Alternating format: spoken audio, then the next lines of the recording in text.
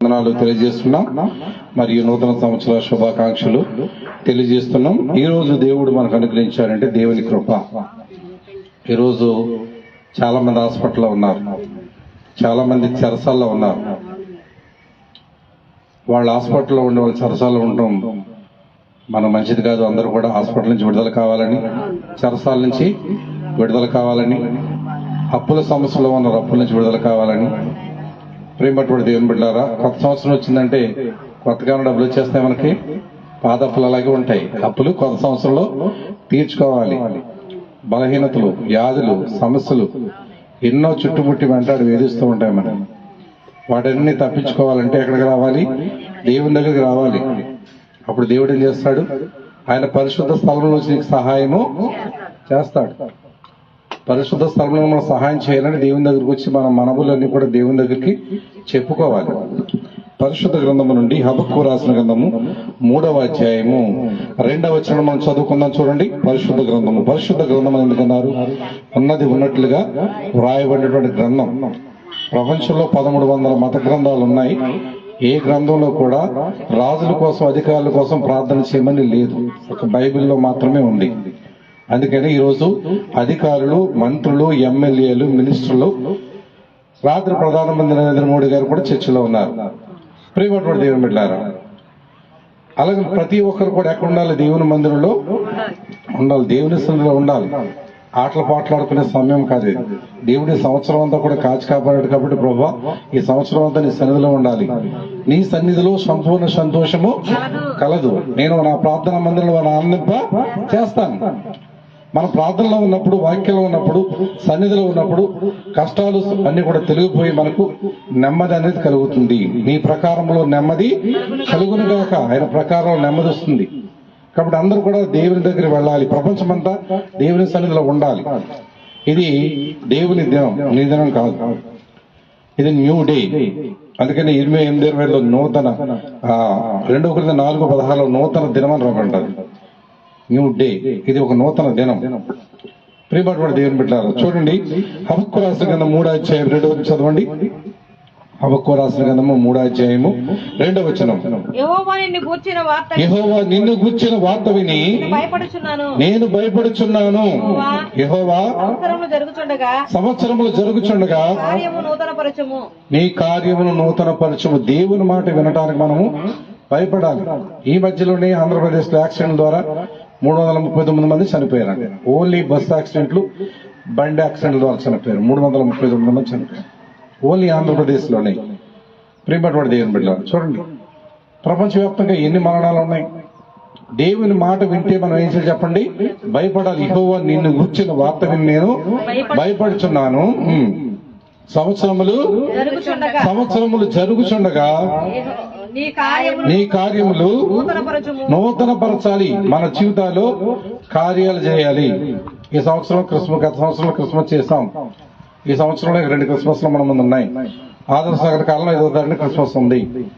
అలాగే అబ్రహంపేటలో 8వ తారీఖు క్రిస్మస్ ఉంది. పగల క్రిస్మస్ అది. రాత్రి క్రిస్మస్ 5వ తారీఖున ఉంది. సేవకులు చాలా ప్రాంతాల నుంచి రాబోతున్నారు. కాబట్టి ప్రియమైనటువంటి దేవుని బిడ్డలారా, ఈ సంవత్సరంలో నూతన కార్యాలు మనం దేవుని కోసం చేయాలి. చేయలేవద్దా? దేవుని కోసం న్యూ వర్క్. ఖాళీగా ఉన్నామనుకోండి, మనకేమి కూడా దొరకదు. ఏదో ఒక పని చెయ్యాలి. గుండు సూది కంపెనీలో పనిచేసే వ్యక్తిని ఆదివారం రోజున పని మానేస్తే కానీ ఉద్యోగం తీసేస్తున్నారంట. ఉద్యోగం మానేశాడు ఆయన. తర్వాత పిన్నీసులు తయారు చేసి ఒక వర్క్ స్టార్ట్ చేసి ప్రియమటు గొప్ప ఉన్నతమైన స్థానాన్ని సంపాదించుకున్నాడు. అర్థమైందా? ఒక న్యూ వర్క్ స్టార్ట్ చేయాలి. మనం ఏదో ఒక పని చేయాలి. ఏదో ఒక పని చేయక ఖాళీగా ఉంటే మన జీవితంలో ఏమి కూడా పొందుకోలేము. ఏదో ఒక పని ప్రతి ఒక్కరు కూడా చేయాలి. ప్రతి విశ్వాసి కూడా పని చేసుకుంటూ ఉండాలి. దేవుని పనిలో సహకారులుగా ఉండాలి. ఈ సహకారాల పేర్లు జీవనంలో రాయబడి ఉన్నాయి. క్రిస్మస్ అనేక మంది సహాయం చేశారు. ఆ సహకారాల పేరు జీవనంలో రాయబడి ఉన్నాయి. దేవుని కోసం ఏం చేస్తావు? 100 రూపాయలు ఇచ్చావు, 1000 రూపాయలు ఇచ్చావు, 5000 ఇచ్చావు, ఎంతవరకు ఇచ్చావు? ఈ యొక్క సహకారం దేవుని జీవ గ్రంథంలో రాయబడిన వాక్యం రాయబడింది. చూడండి ప్రియమైనటువంటి దేవుని బిడ్డలారా, ఆ న్యూ వర్క్, నూతన కార్యాలు మనం చేయడానికి సంసిద్ధం కావాలి. దేవుని మాట అంటే భయపడి, ఈ రోజు మొదటి దినము. అలాగే ఎంతమంది దేవుని వాక్యం చదువుకున్నారు? ఈ రోజు 3వ అధ్యాయాలు చదివాను నేను. ప్రార్థన చేసుకున్న తర్వాత కాఫీ. కాఫీ చేయాలని టిఫిన్ చేయాలని మీరు నిర్ణయం తీసుకోవాలి. ప్రభా ఈ సంవత్సరంలో నేను బైబిల్ వాక్యం చదువుకోవాలి. కొత్త నిబంధనలు స్టార్ట్ చేయండి పోని. సామెతలో ఒక కీర్తనలో ఒక అధ్యాయము, కొత్త నిబంధనలో కొన్ని అధ్యాయాలు స్టార్ట్ చేయండి. ఒక్కొక్క అధ్యాయం స్టార్ట్ చేయండి, చదవడం ప్రారంభించండి. చదువు రాకపోతే చదివించుకోండి. ప్రేమటువంటి దేవుడు చదివించుకొని వాక్యం చదివించుకొని ప్రార్థన చేసుకుని ముందుకు వెళ్ళండి. మీ పనులన్నీ కూడా సక్సెస్ అవుతాయి. నీ రాకపోకలేని యెహోవా నిన్ను కాపాడాలి. కాపాడాలంటే ఎవరు సహాయం కావాలి? దేవుని యొక్క సహాయం మనకెంతో అవసరం. చూడండి 2 కొరింథీయులకు రాసిన పత్రిక 5వ అధ్యాయం 17 చదవండి. 2 కొరింథీయులకు రాసిన పత్రిక 5వ అధ్యాయం 17 వచనం. కాగా ఎవడైనను క్రీస్తునందున వాడు నూతన సృష్టి, పాతవి గతించెను, సమస్తము కూడా క్రొత్తమవ్వాలి. పాత జీవితాన్నంతా విడిచిపెట్టాలనుకుంటారు చాలా మంది, కానీ కొత్త సంవత్సరం కూడా అదే జీవితాన్ని జీవిస్తూ ఉంటారు. కానీ దేవునిలోకి వచ్చినటువంటి మనము పాతవి గతించెను, పాత మాటలు, పాత చూపులు, పాత ఆలోచనలు, దేవునికి వ్యతిరేకమైన తలంపులను కూడా తీసివేసుకోవాలి. ఇక్కడ నూతన సృష్టిగా, న్యూ క్రియేషన్, నూతన సృష్టిగా మనం చేయబడాలి. దేవుడు చెప్పాడు కదా, కొత్త ఆకాశము కొత్త భూమి వస్తుందని చెప్పడం లేదా? పాత ఆకాశం పాత భూమి గతించిపోద్ది. ప్రేమటువంటి పంచభూతముల మహావేంటతో కాలిపోతున్నాయి. దేవుడు నీటి ద్వారా ఈ ప్రపంచాన్ని ముత్తాడు, అందరూ కూడా కేకలేసి చనిపోయారు. మరి లోతు కాలంలో అగ్నిని పంపించాడు, సొదొమ గొమొర్ర పట్టణాలు నాశనం అయిపోయింది. ఈ ప్రపంచాన్ని దేవుడు అగ్ని చేత కాల్చబోతున్నాడు. కాబట్టి మనం జాగ్రత్త పడి మనం అగ్నిలాగా మారిపోవాలి. అంతేకాకుండా మనం నూతన సృష్టిగా చేయబడాలి. న్యూ క్రియేషన్, నూతన సృష్టిగా చేయబడాలి. కీర్తన రాసిన 103వ అధ్యాయం 4 చదవండి. కీర్తన రాసిన 103వ అధ్యాయం 4 వచనం. కీర్తన 103:4. సమాధిలో నుండి నీ ప్రాణమును విమోచించుచున్నాడు, కరుణా కటాక్షములను నీకు కిరీటముగా ఉంచుచున్నాడు. చదవండిగా. పక్షిరాజు యవనం వలె నీ యవనము క్రొత్తదగుచున్నట్లు నీ హృదయమును తృప్తిపరచుచున్నాడు. చూడండి, పక్షిరాజు పిల్లలు ప్రేమటువంటి దేవుని బిడ్డారు. ఒక పక్షిరాజు పిల్ల ప్రేమటువంటి దేవుని బిడ్డారు. ఒక పక్షి పొదిగిందంట. ఒక కోడి పిల్ల, ఒక బాతు పిల్ల, ఒక పక్షిరాజు పిల్ల పొదిగినప్పుడు అవి ఆ 3 గుడ్లు కూడా బయటకు వచ్చిన తర్వాత కోడి పిల్ల కొంచెం దూరం నడుచుకుంటూ వెళుతుంది, బాతు పిల్ల కొంచెం నీటిలో ఎగురుతుంది, పక్షిరాజు పిల్ల అయితే రెక్కలు చాపి పైకి ఎగురుతుంది. పక్షిరాజు పిల్ల వలె, అందుకని యెహోవా కోసం ఎదురు చూసేవారు నూతన బలం పొందారు. పక్షిరాజులు రెక్కలు చాపి పైకి ఎగురుతారు. వాక్యంలో రెక్కలు చాపి పైకి ఎగురుతారు. దేవుని పిల్లలను పైకి ఎగిరి వెళ్ళిపోతాం. ఏసైతో ఏసైచ్చినప్పుడు వెళ్ళిపోతాం. కోడి పిల్ల బాతు పిల్ల ఎగురుతుందా? ఈనాడు క్రైస్తవులు ఎలా ఉన్నారంటే ఎక్కడో ఒక అడుగు అక్కడో ఒక అడిగేసి కోడి పిల్లలాగా బాతు పిల్లలాగా ఉన్నారు. ఎలా ఉన్నారు చెప్పండి? కోడి పిల్లలాగా బాతు పిల్లలా ఉండిపోతున్నారు. కొంచెం అలా ఎగిరి కింద పడిపోతున్నారు. మనం ఎలా ఉండాలంట? పక్షిరాజు పిల్లల వల్లే రెక్కలు చాపి పైకి ఎగిరి వెళ్ళిపోయే వరకు ఉండాలి. మనం నూతన బలాన్ని పొందుకోవాలి. ఎందుకని నూతన యవ్వనం చేత ఈ మాట రాసిన దావీదు వృద్ధాప్యంలో ఉన్నాడు. ఒక పక్షిరాజు ఏం చేస్తుందంటే సంవత్సరానికి ఒకసారి పక్షిరాజు 5 రకాల పక్షులు ఉన్నాయి. ఒక పక్షిరాజు సంవత్సరానికి ఎత్తైన పర్వతానికి వెళ్లి తన పాత రెక్కలన్నీ కూడా ఆ కొండకేసుకుని కొట్టుకుని బండకేసి కొట్టుకున్న తర్వాత నూతనమైన రెక్కలు ధరించుకుని యవ్వనస్తురాల వల్ల తయారైపోయిందంట. వృద్ధాప్యంలో కూడా ప్రియమైనటువంటి దేవుని బిడ్డలో నాతో 84 సంవత్సరాల ఆంటీ ప్రయాణం చేసి 2000 సంవత్సరంలో కెనడాకి సఫారీ కొనిచ్చింది నాకు. ఆమె వృద్ధాప్యంలో కూడా యవనస్తులలో ఉండేది. ఎందుకంటే దేవుని కోసం దశంభాగానంతా దేవునికి ఇచ్చేది. ఈ ప్రాంతం వచ్చి ఎన్నో చీరలు పంచిపెట్టింది, ఎన్నో మీటింగ్స్ ఏర్పాటు చేసింది, ఒక్కొక్క క్రిస్మస్ కి 400 మందికి భోజనాలు పెట్టింది. దివాకర్ అని కూడా హైదరాబాద్ నుంచి ఇక్కడ సేవ పరిచయం చేశారు వేగవారిపేటలో. అలాగే జేజుబాబు ఇంటి వెనకాల గ్రౌండ్ లో ఇంటిని కట్టక ముందు ఎన్నో సేవా కార్యక్రమాలు చేసింది. ఎందుకంటే పక్షిరాజు వలె రెక్కలో చాపి పైకి ఎక్కడం అంటే నాతో ఎక్కడికైనా ఆయన వల్ల ఆయన అమలాపురం వద్దకు వచ్చేసేది బండి మీద. ఎవరన్నా బండి మీద కూర్చోమంటే కొంచెం కూడా కూర్చోలేరు. భుజబలపట్నం వచ్చేది, గొలపాలం వచ్చేసేది. ఏ ప్రాంతమైనా సరే వృద్ధాప్యంలో కూడా పక్షిరాజు వలె రెక్కల చాపి ఆంటిన జ్ఞాపకం వచ్చేది. రెక్కల చాపి పైకి ఎగరడం, దేవుని సేవ చేయాలని ఆశ, తపన, సువార్త ప్రకటించిన తపన మనలో ఈ నూతన సంవత్సరంలో ప్రతి ఒక్కరిలో ప్రభు నింపును గాక. ఆమె నూతన సృష్టిగా మనం చేయబడాలి. నూతన యవ్వనం చేత నింపబడాలి. యెషయా గ్రంథము 40:31 యెహోవా కోసం ఎదురు చూచేవారు నూతన బలం, న్యూ స్ట్రెంగ్త్. పెళ్ళవలసిన వాళ్ళు అమ్మాయి కోసం ఎదురు చూస్తూ ఉంటారు. పెళ్లి చేసుకోవాలి మంచి అమ్మాయిని, పాటలు పాడే అమ్మాయి రావాలి, ప్రార్థన చేసుకునే అమ్మాయి రావాలి, ఉద్యోగం చేసుకునే అమ్మాయి రావాలి అని ఎదురు చూసేవారు ఉంటారు. ప్రేమటువంటి దేవుని బిడ్డలారా, అబ్బాయిలు కూడా అమ్మాయిల కోసం ఎదురు చూసేవారు ఉంటారు, అమ్మాయిలు అబ్బాయిల కోసం ఎదురు చూసేవారు ఉంటారు. పెళ్లి కోసం ఎదురు చూసేవారు, ఇల్లు కోసం ఎదురు చూసేవారు, బండి కోసం ఎదురు చూసేవారు. ప్రియపడు ఈ లోకంలో అనేకమైనటువంటి కోసం ఎదురు చూసేవారు ఉన్నారు. మనం ఎవరి కోసం ఎదురు చూడాలంట? నాకు ఎదురు రారంటారు కొంతమంది. ఎవరు చెప్పండి? నాకు ఎదురు రారా? ప్రియపడు దేవుని బిడ్డలారా, ఎదురు ఎవరు రావాలి? దేవుడు నీకు రావాలి, దేవుడు నీతో కూడా రావాలి. యేసుప్రభు వారు ఒక వ్యక్తికి ఎదురొచ్చారు నాయన గ్రామంలో. పెదరాల కుమారుడికి ఎదురొచ్చినప్పుడు యేసుప్రభు వారు ఏం చేశారు?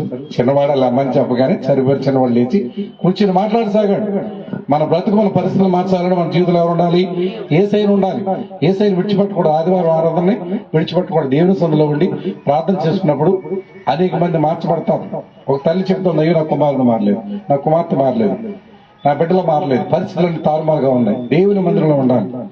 నా తల్లి కోసం ప్రార్థన చేసినప్పుడు ఈరోజు మరి అనేక మంది మా చుట్టాలకు పరిచయం చేస్తున్న నా కొడుకు సేవకుడు సువార్త చేస్తున్నాడని చెప్పి ఒకప్పుడు విగ్రహాల జీవితాన్ని జీవించిన వ్యక్తి. ప్రియమైనటువంటి దేవుని బిడ్డలారా, అనేక విషయాలు మనం మార్చుకోవాలి. ఈ నూతన సంవత్సరంలో ఏ విషయాలు తప్పిపోయి ఉన్నామో, ఏ విషయానికి దేవునికి వ్యతిరేకమైన జీవితాలు జీవిస్తున్నామో అవన్నీ కూడా ప్రభుకి మనకి ఇష్టమైన బిడ్డలకి మనం జీవించాలి. నూతన బలం చేత నింపాలి. యెహోవా కొరకు ఎదురు చూచేవారు, చదవండి వాక్యం చదవండమ్మా. యెహోవా కొరకు ఎదురు చూచేవారు నూతన బలము, నూతన బలం. ప్రేమటువంటి దేవుని బిడ్డలారా, నూతన బలం. యెహోవా కోసం ఎదురు చూసేవారు నూతన బలం పొందుతారు, న్యూ స్ట్రెంగ్త్.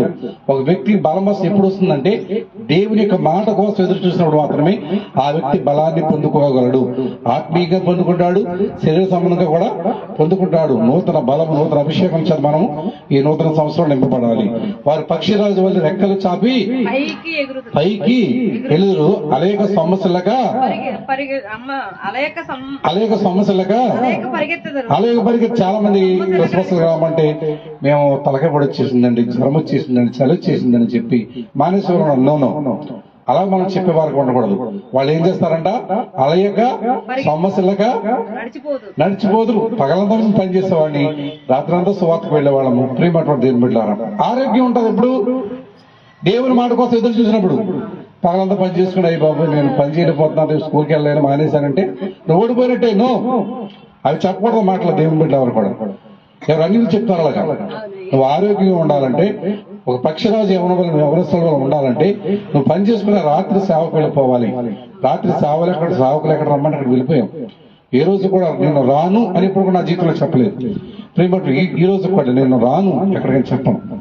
ఎందుకంటే అనేక మంది పిలుస్తూ ఉంటారు, అనేక ప్రదేశాలకు వెళుతూ ఉంటాం, సువార్త ప్రార్థన చేస్తాము, వాక్యం చదువుతాము, గ్రీడింగ్ చెప్తాము, ఏదో ఒకటి చెప్పాలి. ఏదో విషయం చెప్పి మనం దేవుని పనిలో ఉండాలి. ఒక దినము దేవుని సందులో గడుపుట 1000 దినాల కంటే శ్రేష్టము. ఆ విషయాన్ని తెలుసుకున్నవాడు ధన్యుడు. 1000 దినాల ఆశీర్వాదాన్ని పోగొట్టుకుంటున్నావే.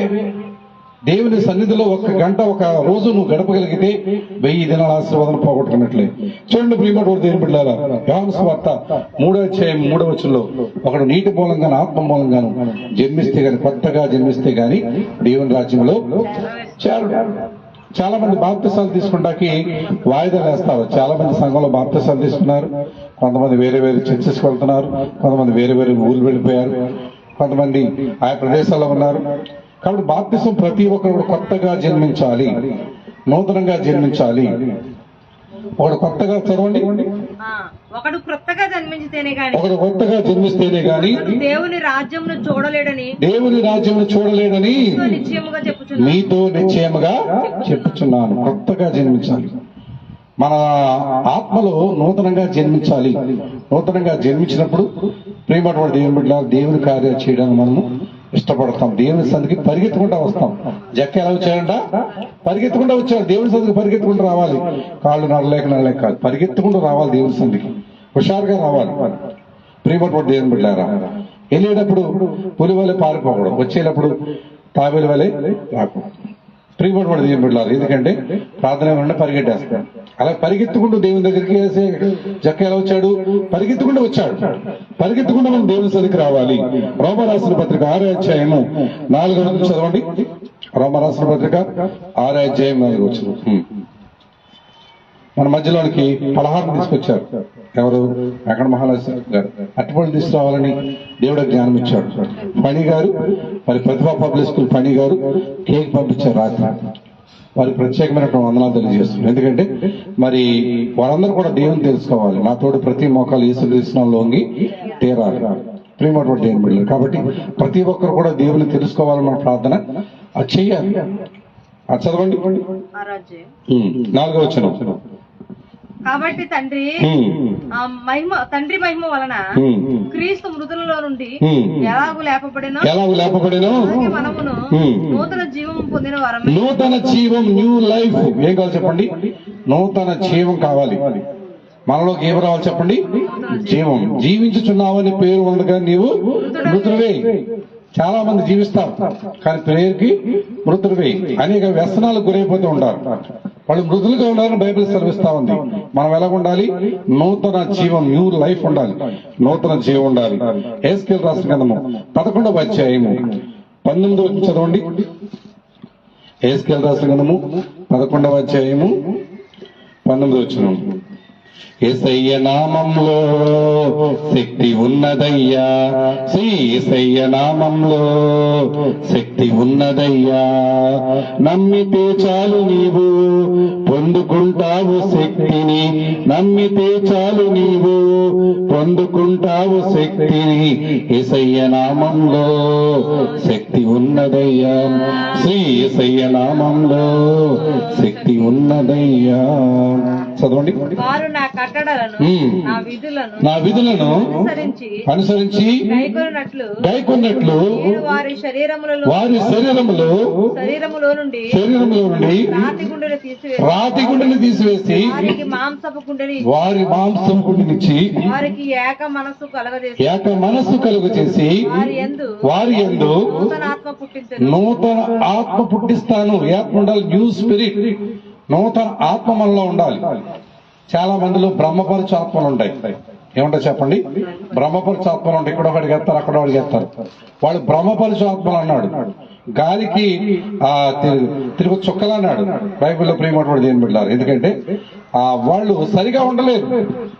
న్యూ స్పిరిట్, నూతన ఆత్మ కలిగిన వారు ఈ లోకంలో దేవుని కలిగి ఉండడం అంటే, క్రీస్తుని కలిగి ఉండడం అంటే ఆశలు సంపాదించుకోవడమా?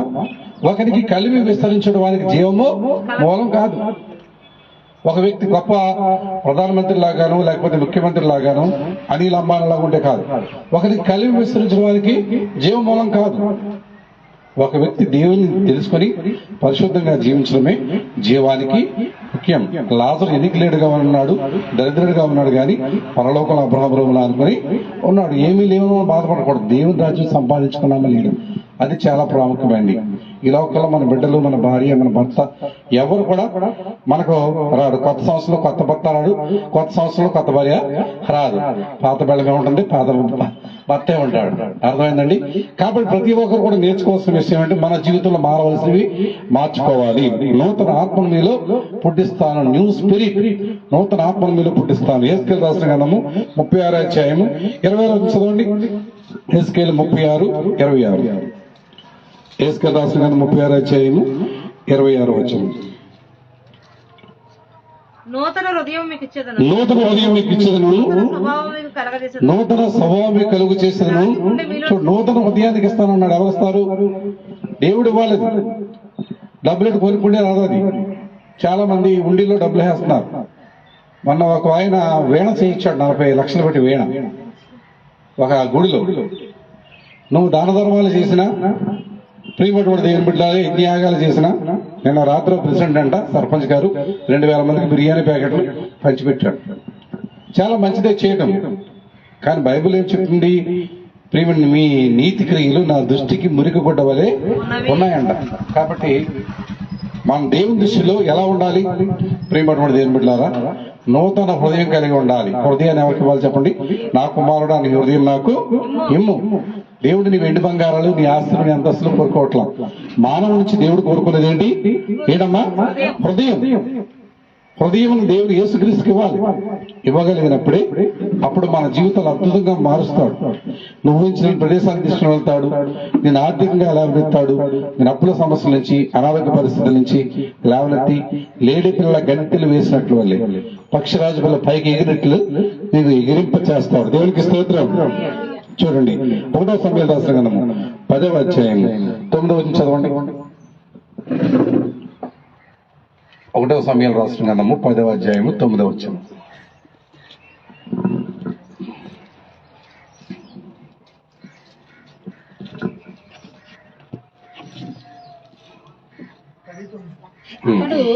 సమూయేలు వద్ద నుండి పోవుటకై తిరుగగా దేవుడు అతనికి